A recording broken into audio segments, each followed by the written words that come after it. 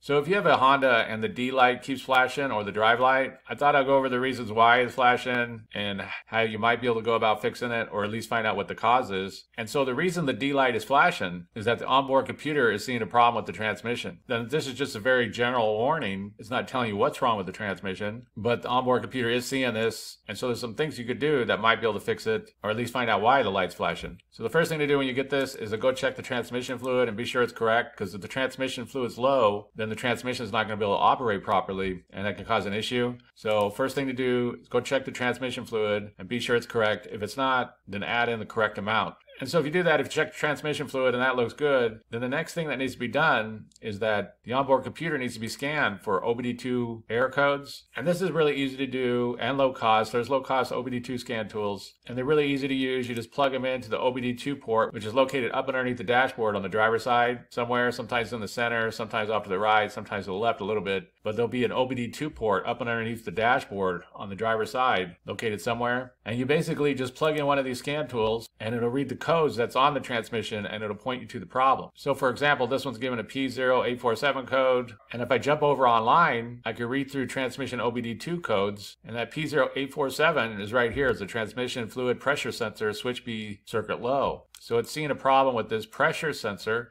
which is very likely bad and needs to be replaced. So that would be the problem with this particular Honda. And there's some really low-cost OBD2 scan tools. I'm going to jump over on Amazon just to give you an idea of some of the low-cost ones that are available. They got these Bluetooth ones too that work really well, and they're only like $9, $10, $20, and they actually work pretty good. They pair with your smartphone, and you run an app, and it'll scan for all kinds of codes. But there's also low-cost standalone OBD2 scan tools for like $20, $30, like this one or this one over here.